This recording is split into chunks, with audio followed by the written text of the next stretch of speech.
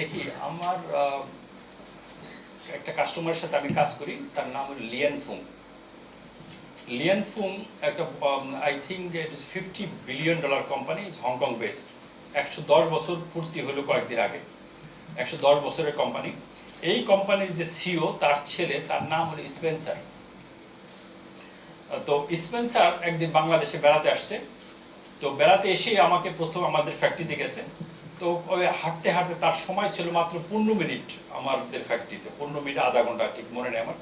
তো সেই হাঁটতে হাঁটতে আমার কথা বলছিল সে এখান থেকে তাজরিন ফ্যাশনে যাবে। তাজরিন ফ্যাশন অগ্নিদগ্ধে অনেক লোক মারা গেছে, ওই ফ্যাক্টরিতে দেখতে যাবে। তো বলছিল যে তোমার ছেলে মেয়ে কয়জন, এগুলো জিজ্ঞেস করছিল। তো বলছে দেখো আমার বাবা প্রথমে আমাকে 5 বছর চাকরি করেছে আমেরিকাতে, আমি আমেরিকাতে 5 বছর বিভিন্ন কোম্পানিতে চাকরি করেছি, এবং পরবর্তী 1 বছর আমাদের নিজেদের কোম্পানিতে চাকরি করেছি। তারপর আমার বাবা এখন ভাইস প্রেসিডেন্ট করেছে। ওই নিচের থেকে আস্তে আস্তে চাকরি করে করে সে একটা জায়গায় তার দক্ষতা দিয়ে একটা জায়গায় এসেছে। এখন প্রশ্ন হলো যে আমি এন্টারপ্রেনার হতে চাই, গার্মেন্টস সেক্টর হতে চাই। তো এখন প্রশ্ন হলো আমাকে দেখতে আমার বেসিসটা কি। আমার পরিবার যদি বিত্তশালী হয়, যদি আমার বাবা মা ফাইন্যান্সিয়ালি আমাকে হেল্প করতে চায়, তাহলে একটা শুরু করা যেতে পারে কয়েকজনে মিলে, যার অভিজ্ঞতা আছে, যাদের বা অনেকগুলো। হঠাৎ করে তো একটা কোনো সিদ্ধান্ত দেওয়া যাবে না যে ইউ গো অ্যান্ড জাম্প। তার পারিপার্শ্বিকতা যেতে হবে, তার ক্যাপিটাল কি, ক্যাপিটাল উৎস কি। আমি ধরে নিলাম যে আমি একজন ব্যবসায়ী হতে চাই, গার্মেন্টস দিতে ফ্যাক্টরি যেতে চাই, কিন্তু আমার কোনো টাকা নেই। আমি এখান থেকেই শুরু করি উত্তরটা, যে আমি ধরে নিলাম আপনার কোনো টাকা নেই, আপনি একজন এন্টারপ্রেনার হইতে চান, একজন গার্মেন্টসের মালিক হতে। কীভাবে? তো এখন টাকা নাই, গার্মেন্টসের মালিক, মানুষ সবাই হাসবে না।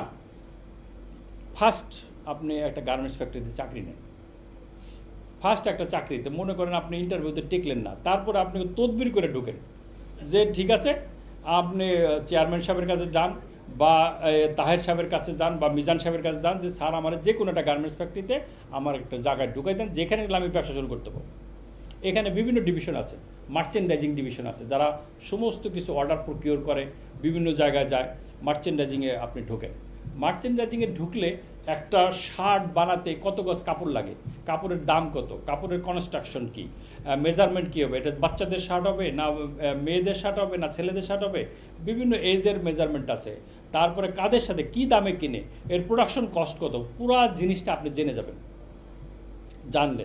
জানার কথাগুলো জানেন, মাস গেলে আপনি মার্চেন্ডাইজার হিসেবে বেতন নিলেন, বেতন নিয়ে মাস যে বেতন পাচ্ছেন তা তো আপনার খরচ হয়ে যাচ্ছে, আপনার তো সেভিংস নেই, তাহলে আপনি গার্মেন্টসের মালিক হবেন কেমনি?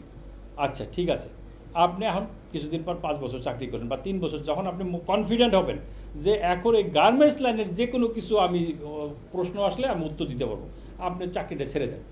চাকরি ছেড়ে দেবেন কখন? যখন দেখবেন এটার মধ্যে সুতা লাগে, এর মধ্যে বুতাম লাগে, এর মধ্যে কার্টন লাগে, এর মধ্যে হ্যাঙ্গার লাগে, এর মধ্যে পলিব্যাগ লাগে, সমস্ত কিছু লাগে। তাহলে দেখবেন যেই কোম্পানিতে চাকরি, ধরুন আপনি হামিম গ্রুপেই চাকরি নিছেন, হামিম গ্রুপে চাকরি নিয়ে আপনি 3 বছর পর ছেড়ে দিলেন। 3 বছর এই কারোর সাথে আপনার সবার তো সম্পর্ক হয়ে যাবে, যে ডিপার্টমেন্টে আপনি চাকরি করবেন সম্পর্ক হয়ে যাবে।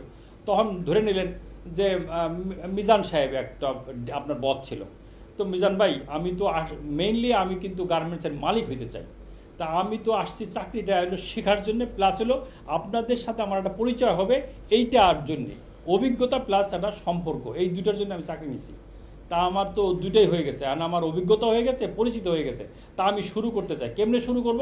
যে আপনারা তো অনেক সুতা এই ফেলে দেন, আমাদের প্রচুর সুতা এক্সেস হয়, মিলিয়ন মিলিয়ন কোন আমরা কিনি, আবার লেফট ওভার।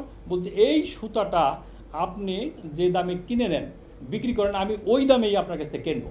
এটা শুধু আপনার কাছ থেকে এই ফেভারটা, যে মালটা যাতে আমার কাছে বিক্রি করে। এক সুতা গেল, মনে করেন লেফট ওভার গার্মেন্টস, আমরা প্যান্ট শার্ট যত কিছু বানাই সব কিছুই কিন্তু লেফট ওভার হয়, এগুলো বিক্রি করে দিই মার্কেটে, এবং এগুলো যেগুলো বিভিন্ন মার্কেটে আপনারা পান।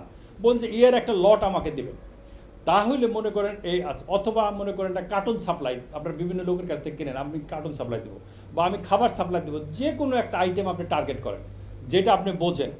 আপনি যে দামে কিনে সবাই কিন্তু প্রফিট করে, এর মধ্যে থেকে আপনি একটা জিনিস আপনি আস্তে আস্তে যখন শুরু করবেন, দেখবেন আপনি একটার থেকে দুইটা, দুইটার থেকে তিনটা আপনার হয়ে গেছে, এবং ক্যাপিটাল বিল্ড আপ হয়ে যাবে, সম্পর্ক হয়ে যাবে। যে কোনো স্মল দিয়ে শুরু করেন, তারপরে যখন আপনার ক্যাপিটাল হয়ে যাবে, আপনাকে 5 জন ডেকে নেবে যে you why not join me. যখন দেখবেন আপনি একটা ইম্পর্টেন্ট ব্যক্তি হয়েছেন, তখন আপনাকে ডেকে ডেকে সবাই কাজ দিবে। তার পিছনে থাকতে হবে কি, আপনার ডিটারমিনেশন থাকতে হবে, আপনার কোয়ালিটি এনশিওর করতে হবে, এবং সবার আগে কোনো প্রবলেম যে হবে না কেউ গ্যারান্টি দিতে পারে না। আপনি সবার আগে হাজির যে মিজান ভাই আমার এই মালটা তো আমার অ্যাকচুয়ালি 2 দিন আগে দেওয়ার কথা ছিল, আমি যে কোনো কারণে আমার কর্মচারী আসে নাই, আমি দিতে পারিনি, আমি মিজান ভাই কালকে দিয়ে দেবো। আপনার এই সিনসিয়ারিটি সে পছন্দ করবে।